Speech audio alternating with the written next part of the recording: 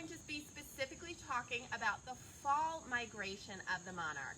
So monarch butterflies are an amazing, unique butterfly that actually travels thousands of miles in the fall, which is quite a feat. Now, we have seen monarch butterflies in our area since July. So they start coming into our area in July.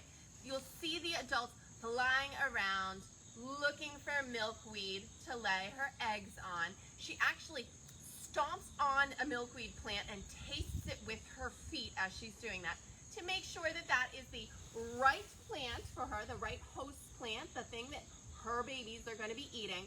And she'll plant one egg on the underside of a leaf per plant, and then she'll go around to an area and lay her eggs all around. Now, this time of year, I've been finding a lot of our bigger caterpillars that are going to be going into their chrysalis rather soon. I did find this little guy when we were out last Friday. It was super tiny then. He's getting bigger. But the reason we're not really finding most of the little guys is they are going to be starting their fall migration soon. So they'll start their fall migration from any areas within their region, here in Maryland, all the way up through parts of southern Canada, just below the boreal forests in Canada, and up into parts of New England, all the way through Maine.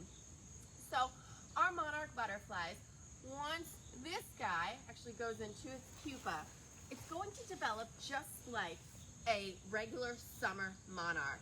But when it emerges from this chrysalis, it is going to be biologically and behaviorally different than those monarchs we saw earlier in the summer. And the reason that it's biologically and behaviorally different is because it's actually not going to mate right away and then lay eggs. It's actually preparing itself to go on a very long journey. Some monarchs have to fly 3,000 miles this fall, and it takes about 2 months for them to do this process. But how does a butterfly do that? We normally think of things like birds and whales migrating. So how does a fragile butterfly like this migrate? Well, scientists are still trying to study and understand exactly what's going on with these magnificent creatures. But they think that they actually ride on the wind currents, just like some birds do, to conserve their energy. They actually have fat stores in their abdomen, which allows them to make this incredible trip. But the more they can ride on the air currents, the less fat stores they have to use. And it's funny, as they fly, these guys are diurnal, so they're active during the day, and they must sleep and rest at night. Along the way on their journey, they need to stop and nectar, so they actually gain weight and gain fat on the way to their winter grounds. So they're actually heavier when they get down there to their winter grounds in Mexico. Now, these guys are normally solitary creatures, but as they get further south in their migration, they actually join together in kind of waves with other monarchs. And they'll actually cluster together in trees at night to stay warm on the journey. As we get further into the fall, things are going to cool down. These are cold-blooded creatures that really need those warm temperatures to fly. And at night, they cluster together to keep that warmth in their body. Now, there are perils along their way. Things like weather can affect them. Thunderstorms can throw them off. A cold snap, if there's a cold snap where they are, they actually have to use more of their fat stores than they wanted to use. And there are some birds that can actually eat a monarch butterfly. Most creatures know that the monarchs are toxic and they will get very sick if they eat them. There are a few birds that can handle eating these monarchs. So there are some dangers along the way on their journey. They also are going to rely on how many nectar plants they can find. So they've got a lot to handle, but millions of monarchs will travel down as they start getting into parts of Texas and things like that. Some people say the skies are just orange as they fly over, and they funnel down through Mexico to the, I believe it's the Sierra Madre Mountains, and they actually are, they go into these Oyamel fir forests on these mountains, and they're almost 2 miles above sea level. And in these Oyamel forests, there's such a humidity to them that it actually prevents these guys from drying out. So they don't really have to use those fat stores to keep themselves moist. They actually have enough humidity that they won't dry out. They cluster together. Tens of thousands of monarchs will be on each Oyamel tree in these forests. And the forests stay from between 32 degrees and about 60 degrees Fahrenheit. The colder it gets, again, the more fat stores they're going to have to use. They don't feed during this time. The only thing they're trying to do is stay warm together and survive the winter and live off of those fat stores. And they only weigh less than an ounce each. And those fir trees, those Oyamel fir trees are very, very strong.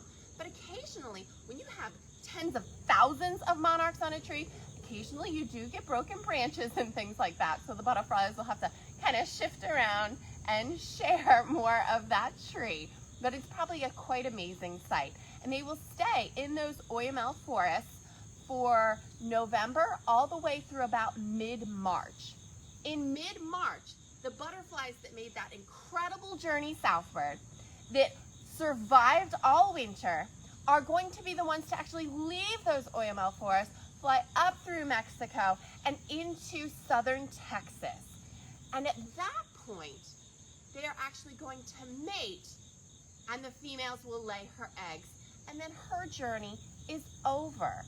So monarchs that are born this time of year in their range are actually going to live longer than other butterflies do. These guys can live about 9 months, whereas monarchs that we see in the early summer only live a month, maybe a little bit more than that. They don't really have a long life unless it is these migratory monarchs. The amazing thing with these is scientists are really trying to figure out what is causing them to do this migration. They think the cause is daylight, and the length of day and the temperatures is really what triggers them into this migration phase. They also are still trying to understand how it is that they're finding their way back to Mexico every summer, because this guy is going to emerge and he's going to fly to Mexico and he's going to live all winter, and then in the spring he's going to fly to southern Texas, but then his life is over. It will be actually his great-great-grandchildren that make that journey back down to Mexico. And sometimes in that same family group, they will actually go to the same tree, which is incredible to think about how exactly they're doing that. That's why these guys are so fascinating to scientists. But in order for them to successfully make it down to their winter grounds, they have to fly 50 to 100 miles a day, which for a butterfly is quite amazing. In fact, they tracked a butterfly, a monarch butterfly, that actually flew 265 miles in just one day, which is incredible to think about. Most humans don't travel that far in a day, so it's quite a feat for them. So monarch migration is a very fascinating subject. Monarchs in general are a very interesting subject. And there's lots of information out there about these monarchs and their migration.